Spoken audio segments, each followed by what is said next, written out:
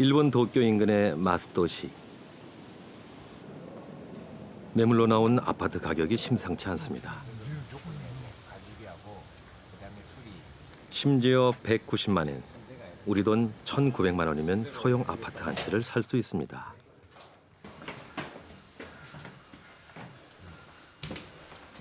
(40년) 넘은 아파트축은 내부도 꽤 쓸만해 보이는데요. ここに1つ、2つ、3つ部屋があって、ここにダイニングキッチンがあったというタイプです。で、東京に近くて、もう高く上がった、それこそね、2800万まで行ったのが、ガーッときて100万台まで、200万というともう中古車と同じなんですよね、車と。 관리되지 않는 빈집이 늘면서 주택의 자산 가치도 떨어지는 현실. 아무도 살지 않은 채 방치된 빈집은 지역 쇠퇴의 지표가 됩니다. で我々の予測だと、大体2030年頃にですね、大体 30% を超えるという予測になっているということですね。3軒に一遍ですから、自分の家は、自分が住んでますから、そういう意味で言うと両隣のうちのどっちかが空き家ってこういうことになりますね。空き家率が 30% と一つのメルクマルって言われて、30% を超えるとですね、地域の治安っていうのが非常に悪くなるって言われてます。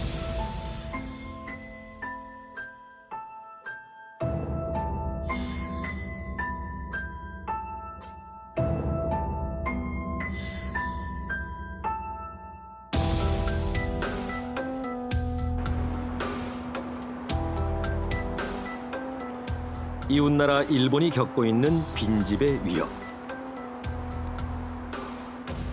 남의 나라 문제로만 간과할 수 없는 이유가 있습니다. 빈집 100만 채 시대에 접어든 우리나라에서도 빈집 문제는 이미 진행형입니다.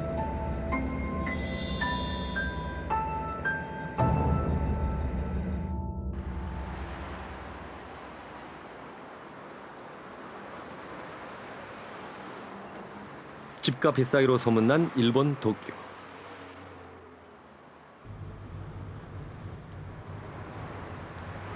차로 1시간이 채 걸리지 않는 지바현의 마스도 신도시를 찾았습니다.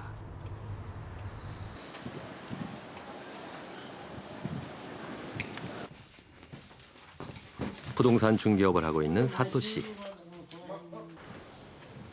31년째 이 지역 아파트 가격 동향이 실려 있는 홍보지를 만들고 있습니다.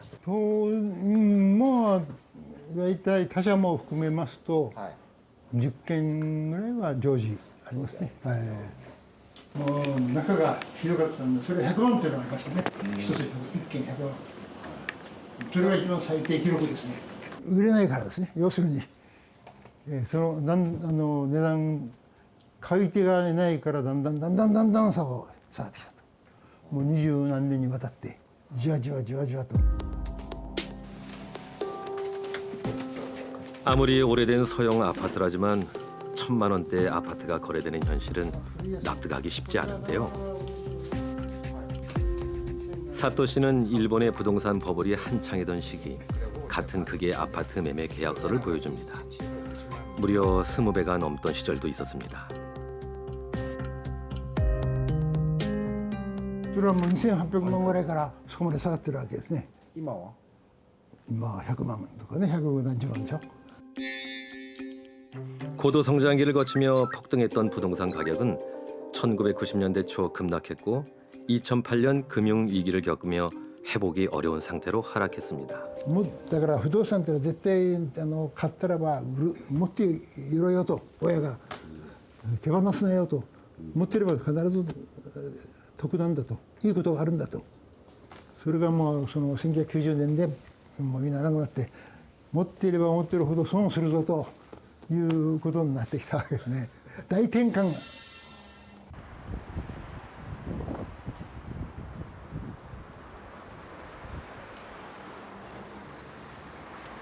총 2,800세대가 살고 있는 마스도시의 한 아파트 단지.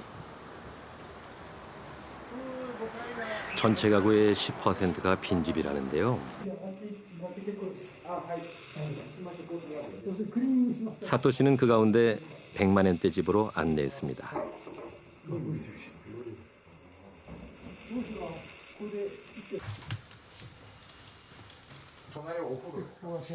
크진 않지만 방 3개, 화장실과 세탁실, 욕조까지 갖춘 구조입니다. 전망도 좋고 그 가격에 이 정도 조건이면 탐이 날 만한데요. 東京は向こうの方ですよ。直線距離は24、5キロです。日本橋から24キロぐらい。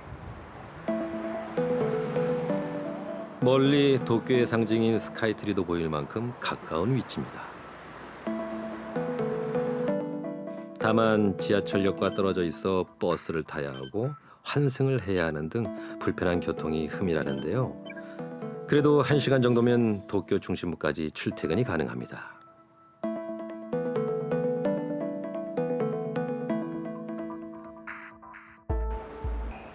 하지만 역에서 멀고 엘리베이터가 없는 오래된 5층 아파트는 가격을 내려도 좀처럼 찾는 이가 없습니다. 이런 현상은 도쿄 중심부에서 멀어질수록 심각해져 빈집률 상승을 부추기고 있는데요. 도쿄 역시 서울처럼 몰려드는 인구 분산을 위해 통근 가능한 거리에 대규모 신도시를 건설했습니다.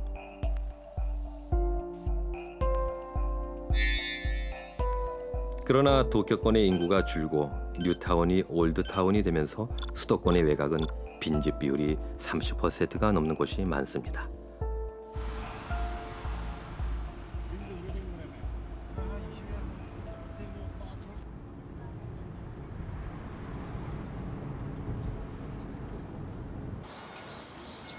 (2013년) 국토교통성은 일본의 빈집이 약 820만 가구라는 데이터를 발표했습니다. でただこの820万戸のうち本当に問題になっているのは320万戸でございまして、およそ半分はアパートとか賃貸物件の貸し屋で今たまたま部屋が空いていると、マーケットでその入居人を募集しているというものでございまして、全く市場で売り買いされてないようなその貸し屋が空き家が今320万戸ございまして、ここが増加が今大きな日本の社会的な問題となっています。 지난 50년간 증가해 현재는 7채 중 1채가 빈집이라는 일본. 최근엔 해마다 20만 채씩 빠르게 늘어나고 있어 위기감이 증폭되고 있습니다. 10%의 빈집이 방치돼 있는 마스토의 아파트 단지.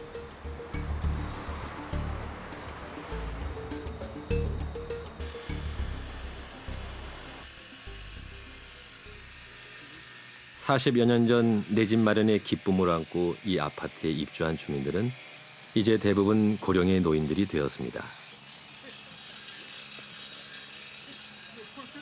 だからここは逆に老齢化しちゃって若い人があまりいないんですよ。 자녀들은 분가해 전체 세대수가 증가했습니다. 하지만 세대수 증가는 이미 한계점에 다다르고 있습니다. 2020年ないし25年ぐらいをピークに世帯数が減少局面に入るということなんで、今の仕組みのままでですね、世帯数だけが減り始めてしまうと、そこから急に空き家率が高くなっていくということになりますね。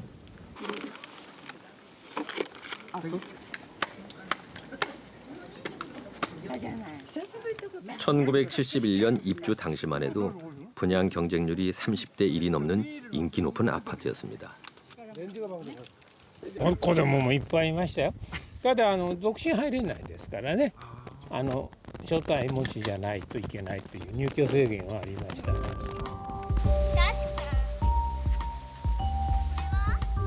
중소형 아파트로 구성된 이 단지는 어린 아이들이 있는 젊은 부부들이 살기에 적당했습니다.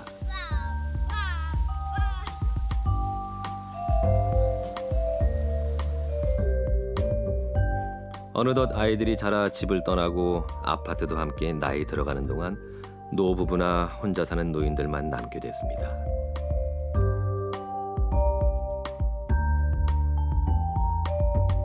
その結果これから起こるであろうことはこの首都圏や大阪県の郊外部の住宅これが空き家化してくるであろうというふうに言われています。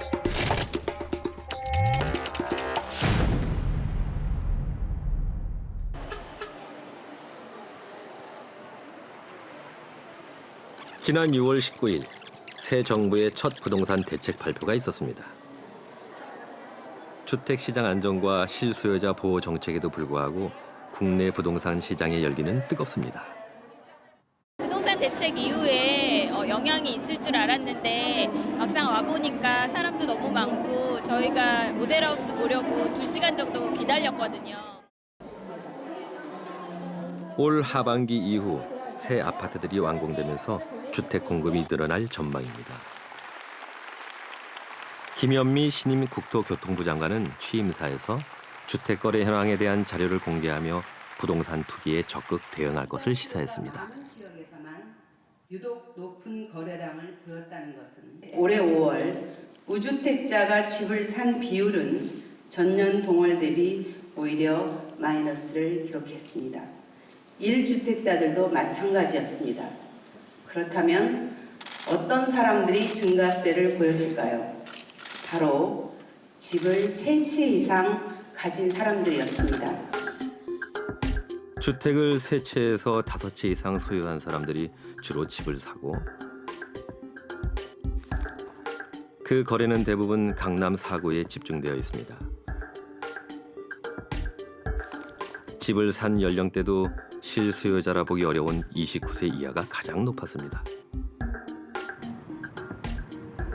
우리나라 주택 보급률은 지난 2008년 100%를 넘어서 이미 수요보다 공급이 많은 상태입니다.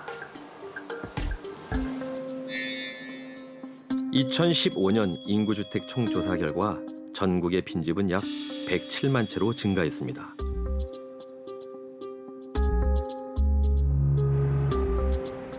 서울에도 빈집이 무려 8만 채나 있다는데요. 그중 강남구가 가장 많습니다.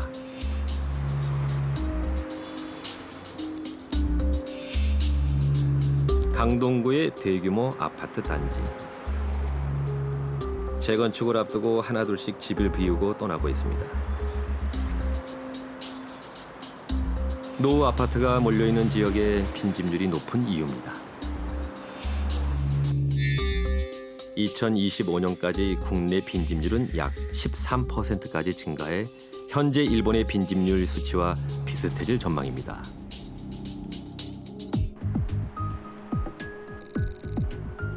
인천시 도원역 주변. 고층 아파트에 둘러싸여 도심 속 섬처럼 남은 마을이 있습니다. 숭의동은 1960년대 공업단지와 경인고속도로가 개발되면서 형성된 주거지입니다. 주변 지역이 새롭게 개발되면서 상권이 죽고 사람들이 떠나자 사람이 살 수도 팔 수도 없는 집들이 늘었습니다.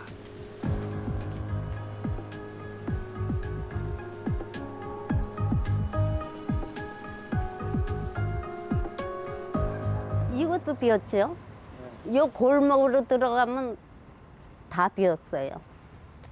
그때는 뭐 집집이 3달 살아가지고요 말도 못했어요. 시골에서 오셔서 이제 손주 학교 이제 밥 해주시느라고 그렇게 할머니들이 많이 와 계셨어요. 사람이 살던 흔적만 남은 동네. 빈집이 65%나 됩니다.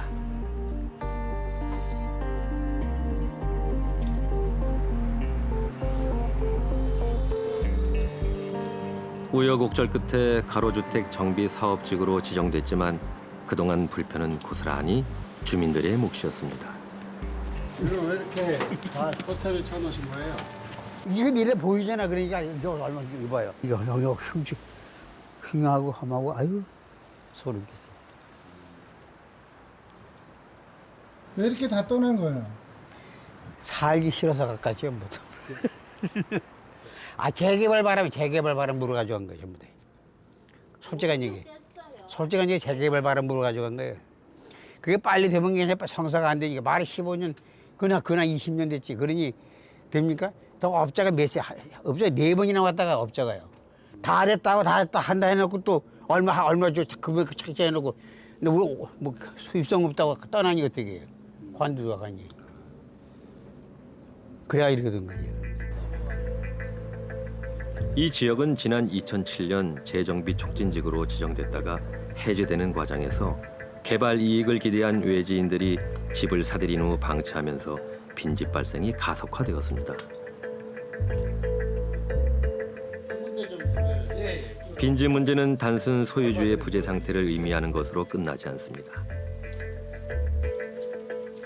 이제 빈집들이 공고가 많다 보니까 여름 같은 경우는 젊은 애들 학생들이 와서 담배 피고 술 먹고 그다음에 노숙자들이 많이 들어오다 보니까 네. 어쩔 수 없이 잠그게 된 거죠. 뭐 그런 심각한 또 사건이 있었나요? 한 그러면? 5년 전에 이제 저 밑에 아까 보신데 저 밑에서 이제 안에서 사람이 죽었는데도 몰랐죠. 네, 네.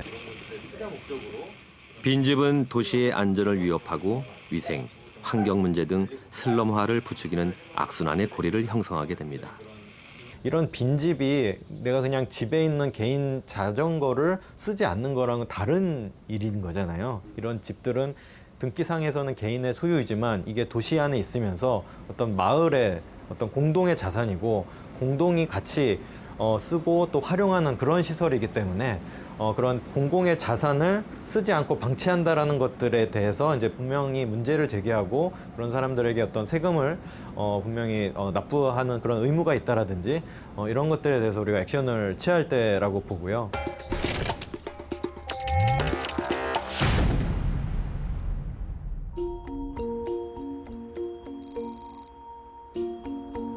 일본 도토리현 니치난초. 과거엔 크롬을 채굴하던 광산 마을로 번성했던 곳입니다.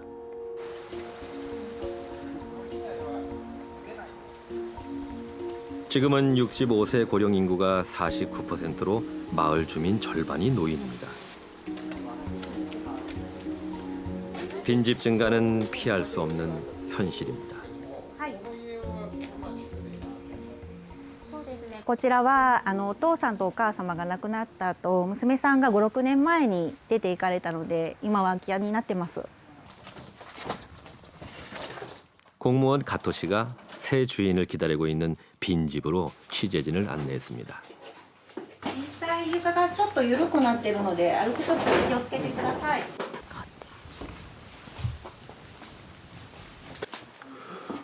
지은 지 76년 된 전통 こ 가옥입니다. ちらのお宅特に綺麗ですね。本当にお金をかけてお家を建てられた感じ。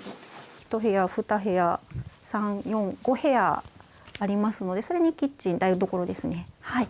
で、向かい、はい。あとちょっと裏にもなんか庭っぽい感じがあるので、あちらのちょうど何ですかね、今みたいなところから見ていただくとすごい景色もいい感じなんですけど。ご飯をおごってくださいね。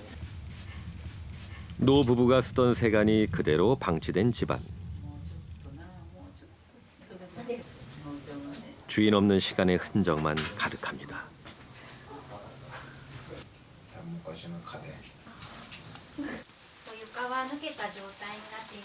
사람의 온기 없는 빈집은 금방 망가지기 마련인데요. 実際にそれって直すのにどれぐらいお金かかるんですか？ 50万から60万ぐらいはかかるかと思います。 나무가 주 재료인 일본의 전통 가옥은 계절 변화에 따라 세심한 관리가 필요합니다. やはり空き家になって人が住まなくなるとお家の管理ができなくなるので、こうやって座が抜けてるお宅がすごく多いですね。 현재 이 집은 빈집은행에 등록돼 있습니다. 日南町では現在72軒空き家がありまして、日南町まるごとバンクという移住定住を目指す人の支援サイトがあります。こういうかっこいい空き家もありますし、で、こちらのお宅もこういう感じで詳しく載っています。で、こちらの詳細の方を見ていただきますと、こうやったそうですね、築何年とか、あとガスはどうだとか、あと家賃はなんぼ、そんな感じでいろいろと載って詳しい詳細ですね。それと写真がたくさん掲載されています。 젊은 층은 점점 줄어드는 반면 노인 인구는 증가하는 일본의 지역사회. 어떻게 관리해야 부실한 빈집이 늘어나지 않을 것인가 하는 숙제를 안고 있습니다. 가토 씨의 안내를 따라 또 다른 빈집을 찾았습니다. 118년 된 주택으로 3년 전 빈집이 되었다는데요. 우편함엔 미술형 우편물과 고지서가 가득합니다.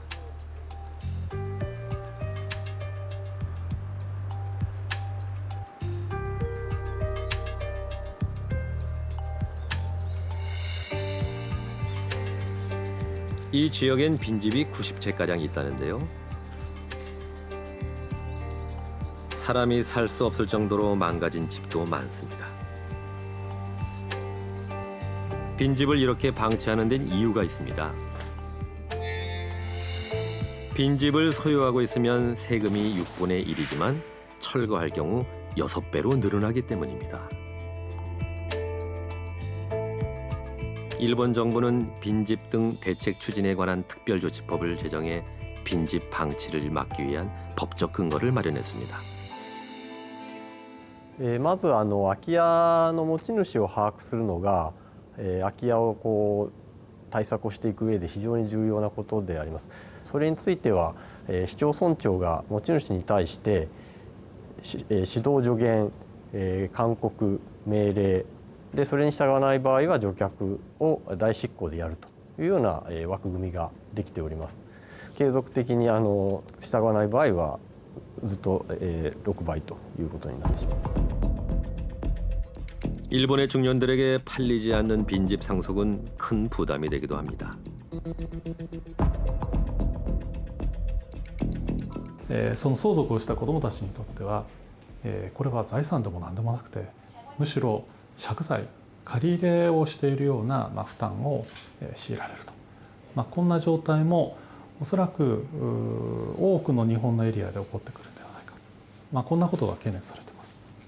家というものを例えば長男が継ぐとかですね、長女が継ぐというその家族制度がなくなってきてるわけで、多分韓国でもこれから出てくると思うんですけど、例えばマンションであった時にお父さんお母さんは住むんだけど息子さんたちもまた違うところに違うマンションに住むと、そうすると前のマンションはまた空き家になるわけですよね。結果的には一軒家だろうとマンションだろうと必ずどっかでは空き家が生まれてくるという問題が出てくると思うんです。 세종시 조치원역 서쪽 도보 10분 거리에 위치한 침산리.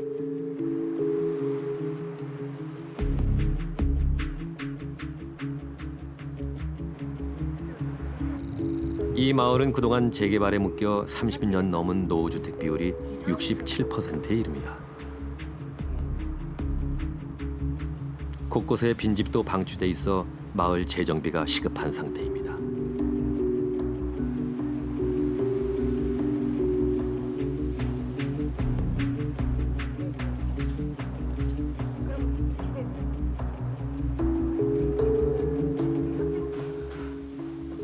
낙후된 마을에 남은 주민은 이사할 형편이 되지 않는 고령층이 대부분인데요.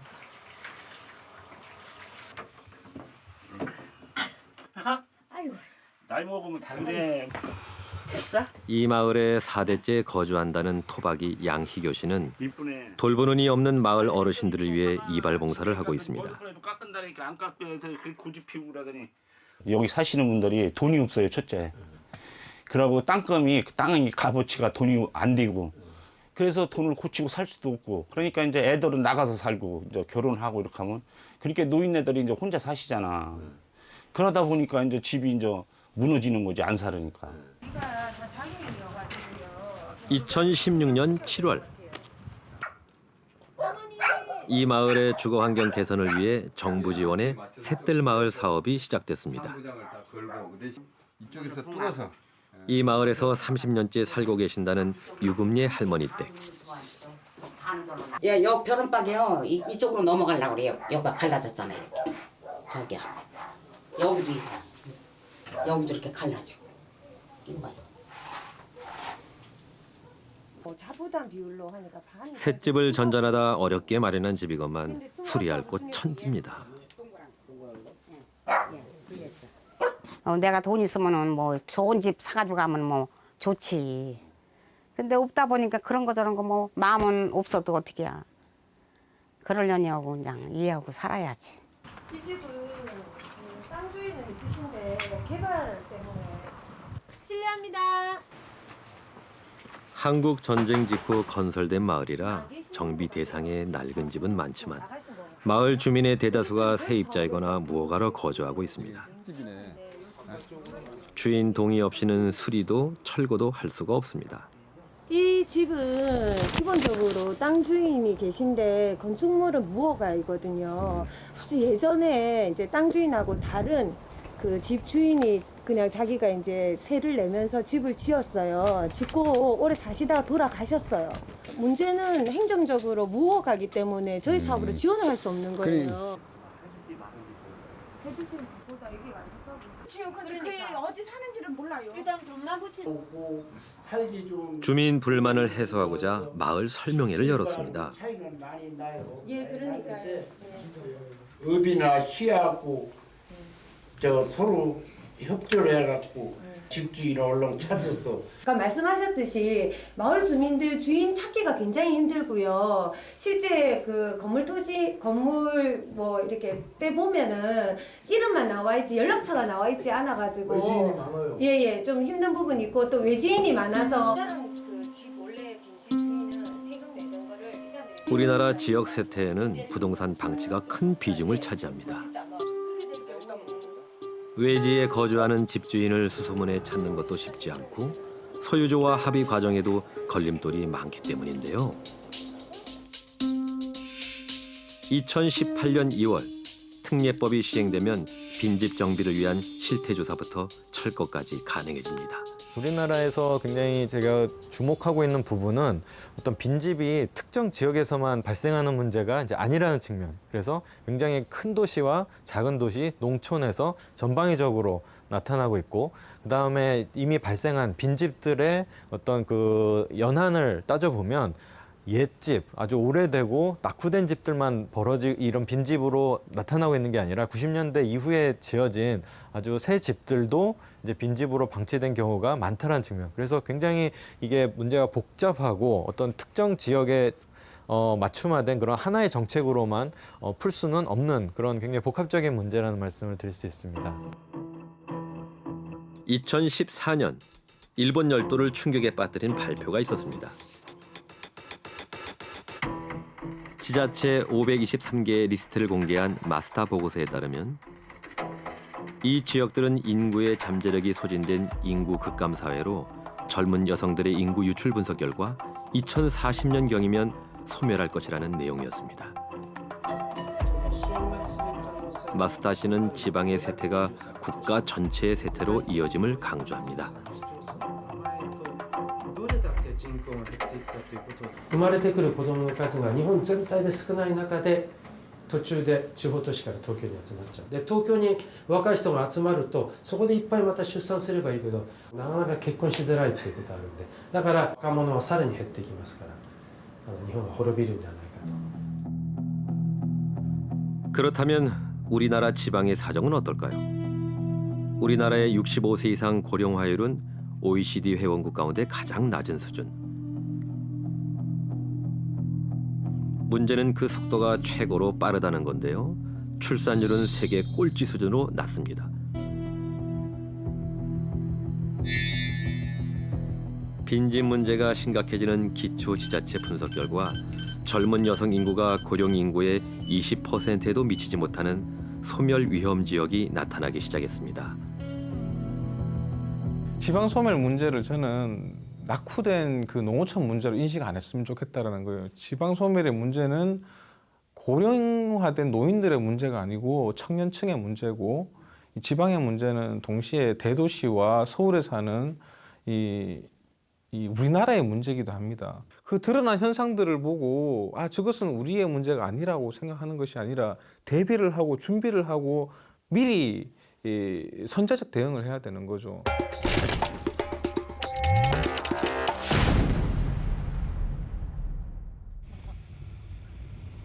일본은 이 문제를 어떻게 풀어가고 있을까요? 산 아래 자리 잡은 공기 좋고 물 좋은 도쿄도의 오쿠타마. 1년 전에 비해 빈집이 30채나 늘었습니다.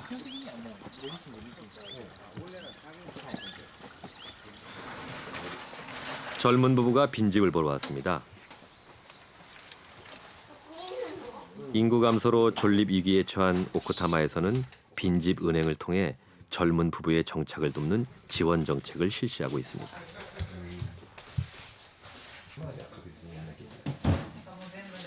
限度200万まででなんだっけ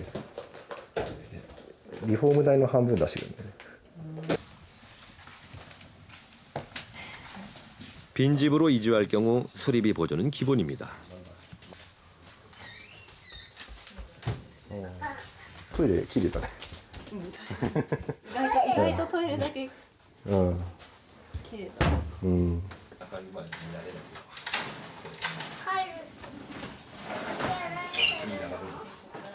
낡은 집의 아쉬움은 그림 같은 창밖 풍경이 채워주는데요.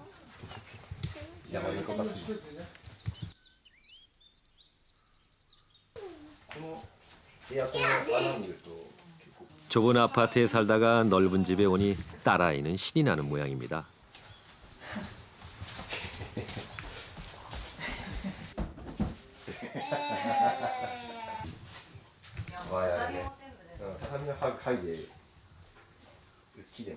젊은 부부의 고민이 시작됐습니다. 何が一番やりたい？でもなんか自然に囲まれてのんびり過ごしたい。それだよね。のんびり過ごしたいです本当に。もうね山見ながらそうねここでお酒飲めたら最高ですね。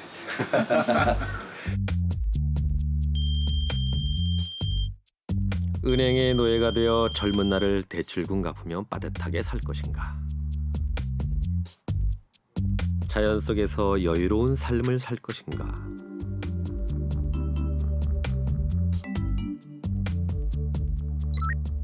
도쿄도 끝자락에 위치한 오쿠타마는 교외선으로 도쿄 신주쿠까지 2시간쯤 걸리는데요. 환승 없이 한 번에 갈 수 있다는 장점이 있습니다. 생활의 불편함을 감수하면 얻게 되는 다양한 혜택.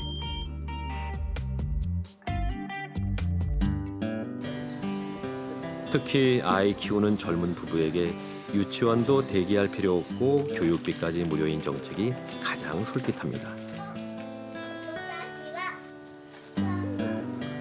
빈집으로 이사해 15년을 살면 소유권도 이전해 준다는데요.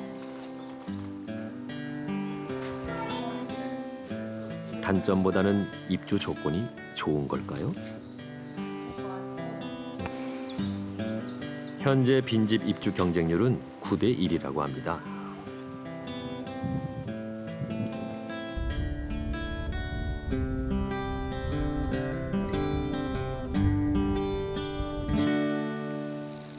집을 둘러본 뒤 부부는 마을 사무소를 찾아 상담을 이어갑니다.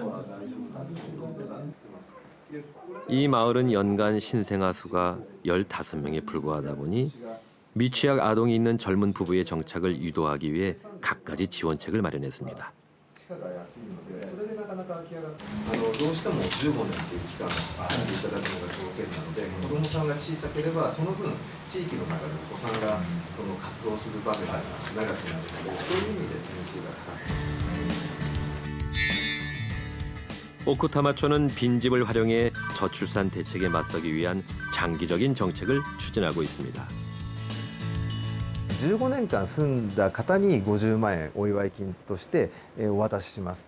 今回15年間ですね、一応住めば土地も建物も無償で譲与するっていう契約なんですけれども、例えばご自身の都合で出て行ってしまった時に違約金があるかっていうと違約金はありませんので、ぜひ安心して住んでもらえると。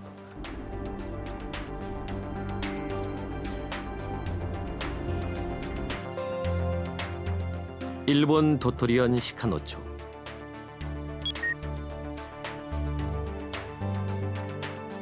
이 마을도 빈집을 활용한 유입 정책으로 마을 재생에 앞장서고 있는데요. 마을에 뿌리를 둔 사람들의 노력이 거둔 결실입니다. ここの家はですね、3人の若者が住んでます。シェアハウス的に使っています。ここの建物は、今若いご夫婦が、住んでおられます。ご主人は県内から、奥さんは、大阪の方から来られた方です。でここも 외지인에게 빌려주기 꺼려하던 빈집을 집주인들을 설득해 지역 자산으로 만들어가고 있습니다. ここの建物も今お借りしてたんですけども、一番古い方に入ります。10年近くになります。でシェアハウスだったり、ご夫婦が住んだり、今は、そういう形で使っているとですね、ここの娘さん夫婦がですねが少しこう1軒2軒入ってくると地域の人たちも慣れてくるんですね。だから来ていいんじゃないってことになって少しずつ埋まっていく。で借りて捉える姿が見えると持ってる人も、そういうふうに地域に貢献できるんだったら貸してもいいんじゃないかっていう感じが出てきますよね。そういうエリアになってきてる感じがします。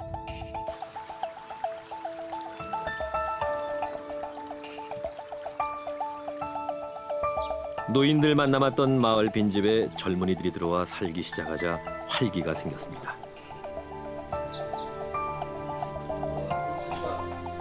마을 만들기 협의회는 늘어나는 빈집을 활용해 마을을 회복시키기 위한 움직임을 펼쳐나가고 있는데요. これは鹿野に暮らしたい、移住したい、もしくはお店を出したいという人の ためのヒアリングしたリストです。それと、家を貸してもいいよっていう方の、リストにもなっています。 마을 협의회는 집주인의 믿음을 얻는 한편 빈집에 이주한 이들이 마을에 잘 적응할 수 있도록 오랜 기간 상담을 통해 의견을 조율합니다. だから少なくとも3回は来ないといけないっていうことになりますので、どこでもいい人は 面倒くさくて来なくなるんじゃないかと思います。今現在提供できる空き家って2軒しかありません。で、空き家を貸してくださいっていうご相談をしているところは10軒ぐらいあります。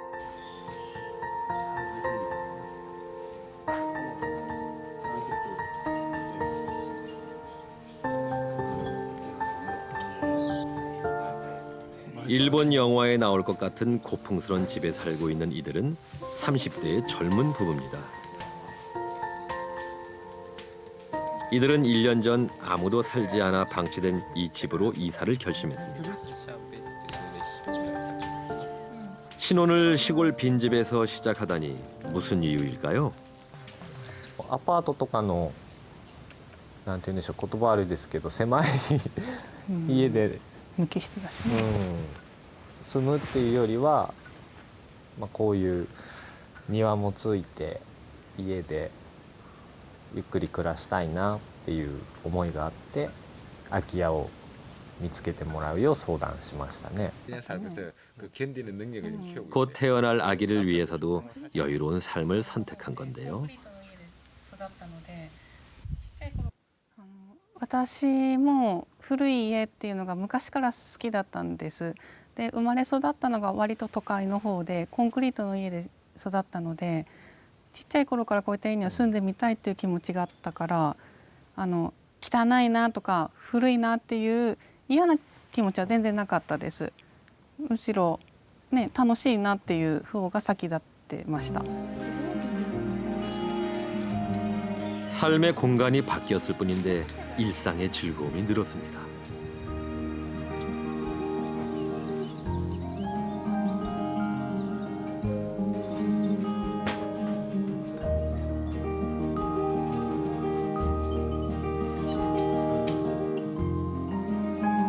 일본 전통의 멋이 가득한 집.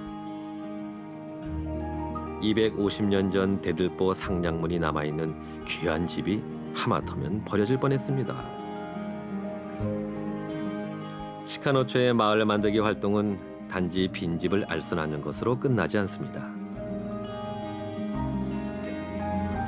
지역의 매력을 만드는 일에 이주민들의 참여를 독려합니다. 지역의 실정에 맞는 행정과 주민들의 협력을 위해 커뮤니케이션이 중요하기 때문입니다.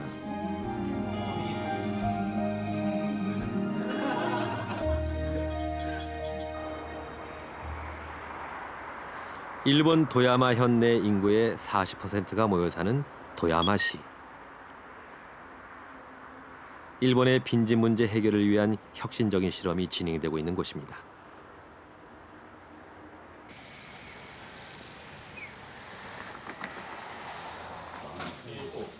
성장 시대의 교외 지역으로 확대된 도시는 저성장 시대로 접어들자 문제가 되었습니다.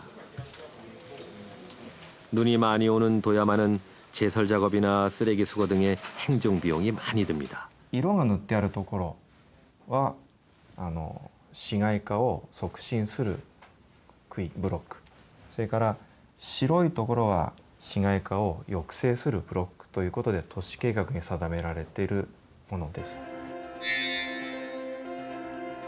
도야마시는 도시 확대 방지를 위해 20년 후 인구를 예측해 도시 성장 경계선 개념을 도입했습니다.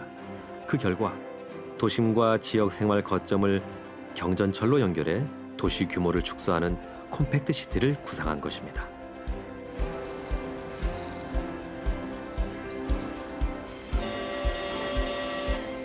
차가 없으면 생활하기 불편했던 과거와 달리 고령자나 아이들도 걸어서 접근할 수 있는 거점 구역을 설정하고 경전철로 연결합니다. 도시 중심인 도야마역에서 30분 정도 떨어져 있는 이와세역.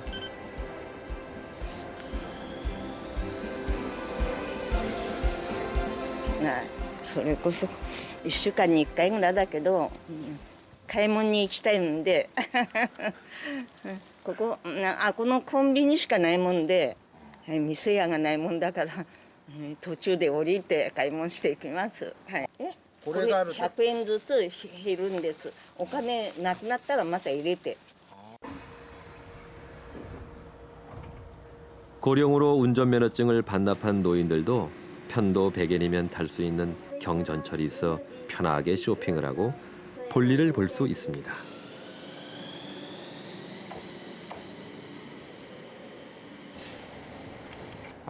いずれ今車を運転できる方も高齢になってくると車を運転できないような環境になってくると思います。ですから5年や10年先のまちづくりを考えるんではなくて、やっぱり50年とかもっと極端に言うと100年後の街をどうあるべきかっていうことを考えていかないと都市の街っていうのは成り立っていかないのかなと。ですからそういったことを政策を転換することによって将来の街を見据えたことが今回の富山市の取り組みのポイントなのかなと思って。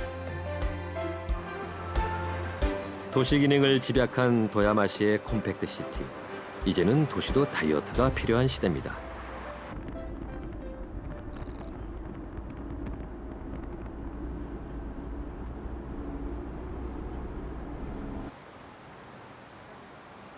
도쿄만에 자리한 신축 아파트 지구. 이곳에 대형 아파트들이 계속 들어서면서 도심 거주가 촉진되고 있다는데요.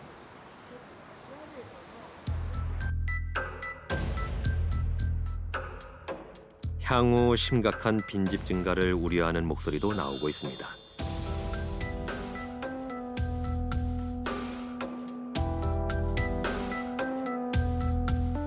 都心は大丈夫かというと、すでに東京都の中で、空き家の数っていうのは81万7000戸もあります。でこれは47都道府県の中で東京がダントツに空き家が多いです。 도쿄 번화가의 빌딩 수.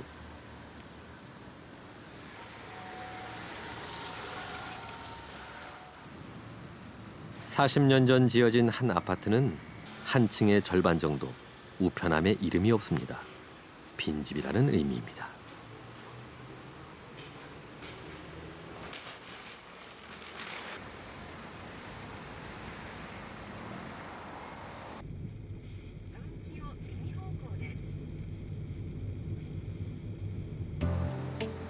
도쿄 시내의 또 다른 아파트 밀집 지역.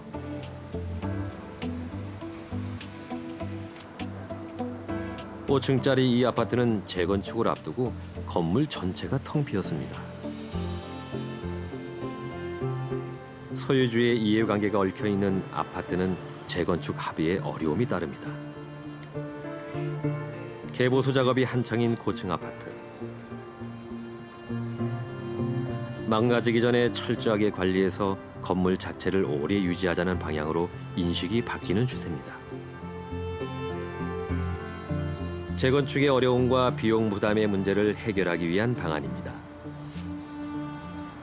建て替えでも5分の4ですもんね。やっぱり財産権の問題がありますから。不動産って財産の問題がありますから簡単にその多数決で人の財産権を奪うというのは難しいのでやっぱりそのあたりは慎重だと思う。マンションはこれから日本でもかなり大問題になってくるんじゃないかなと。戸建てよりもマンションの方が問題としては大きくなってくるんじゃないかなというふうに思いますね。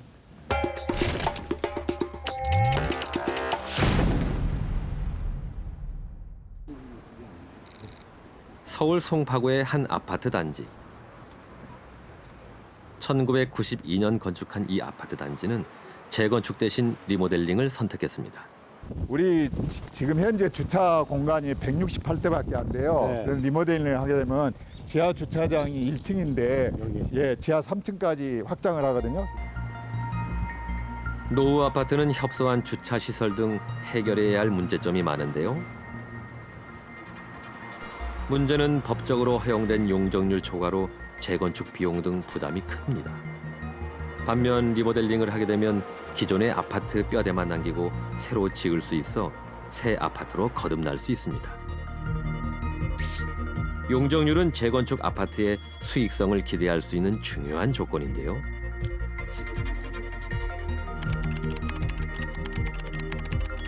쉽게 말해 용적률이 높으면 높을수록 건물을 높게 지을 수 있습니다.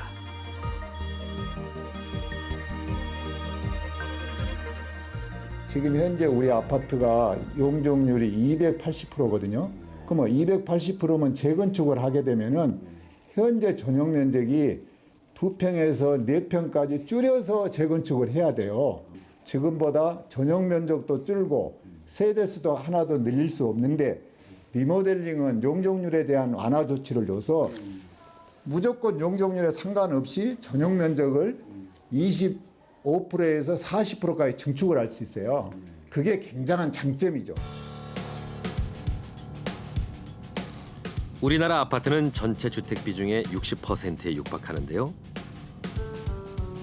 아파트 공화국이라는 말이 실감납니다.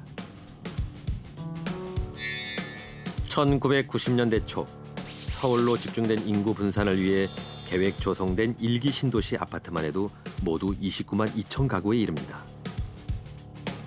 지금 신도시 제1기 신도시의 제일 큰 문제점은 워낙 자동차 위주의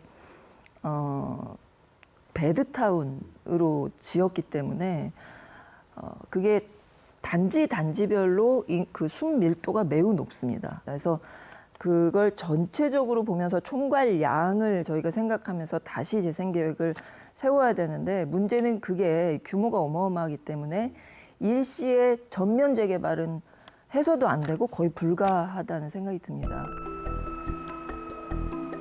300가구가 넘거나 엘리베이터가 설치된 아파트는 주택법에 따라 의무적으로 장기 수선 계획을 세워 충당금을 모아야 하는데요. 지속적인 관리가 없으면 노후화가 빨라질 위험이 있습니다.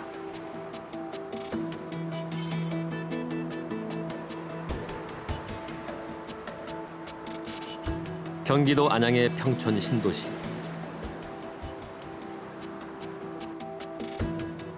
(1992년에) 입주한 이 아파트 단지는 노후화의 징후로 여러 문제들이 불거지고 있습니다. 특히 녹물이 나온다는 민원이 쇄도하고 있다는데요. 제가 이제 통대표를 하게 되다 보니까 뭐가 고장 났다 그러면은 뭐 지하도 가보고 옥상도 가보고 이러다 보니까 배관이 건드리기만 해도 이렇게 나가더라고요. 부석부석 해가지고 배관이 엄청 낡아가지고 이거는 저 기계실에서 각동에 공급되는 온수관입니다. 벽 속에서 이제 나온 겁니다. 그래서 벽 속에 있는 이런 부분이기 때문에 새로 교체를 한 겁니다. 그러니까 이러한 부분들이 부실 공사가 아니라면 콘크리트 건축물은 50년도 버틸 수 있지만 문제는 철근 콘크리트 안에 묻힌 배관의 내구성입니다. 아파트 내 벽 속에까지는 들어가지 못합니다. 그 파이프가. 그렇지만 안에 있는 게 썩어 있는데 바깥에서 아무리 뭐 추작을 한다고 뭐라 할 겁니까? 겉으로 다 분장을 하고 뭐 색칠을 한다고 해서 지금의 아파트가 뭐 새 아파트가 아니고 총체적으로다는 앞으로다가 리모델링을 이제 정책적으로라도 이걸 생각해서 나가야 된다고 이렇게 판단됩니다. 이 단지는 평균 용적률이 200%를 넘어 사실상 재건축은 불가능한 상태. 아파트 리모델링을 통해 새로운 변화를 꾀하고 있습니다. 일기 신도시뿐만이 아니라 전국적이죠. 전국적으로다가 이 부분이 아파트를 전체를 재건축할 수도 있는 것도 아니고 그 많은 폐기물, 그런 철근 콘크리트 이런 부분들을 탄소 배출량이 80%나 되는데 그러한 걸 어디다 처리할 수도 있는 시설도 없는 거고 있는 거를 활용을 해야 되는 거죠. 외국에서는 굉장히 체계적인 정비가 끊임없이 진행이 되거든요. 근데 아파트는 자산 가치에 대한 기대가 높기 때문에 지속적인 관리보다는 계속 보유하고 있는 쪽으로 훨씬 더 집중이 돼 있다는 점과 전세와 소유가 뒤섞여 있어서 이것을 같은 부담으로 같이 관리하기가 상당히 어렵다는 또 우리나라만의 현실적인 특성도 좀 같이 있습니다. 빈집은 고령화, 저출산, 저성장 시대의 산물이자 미래 사회의 변화를 예측할 수 있는 중요한 상징과도 같습니다. 도시 쇠퇴의 바로미터이자 그 재생을 통해 지역을 살릴 수 있는 자산인 빈집. 위기의 공유를 통해 빈집 쇼크의 충격에 대응할 전략이 필요할 때입니다. 위기는 기회일 수 있습니다. 그러니까 이 빈집은 그냥 집이 낡았다의 개념으로 보기에는 굉장히 많은 의미를 함축하고 있습니다. 빈집은 그 지역을 쇠퇴시키는 어떤 부정적인 요소임과 동시에 그 지역의 재생을 할 수 있는 매우 중요한 자산으로서의 역할도 합니다.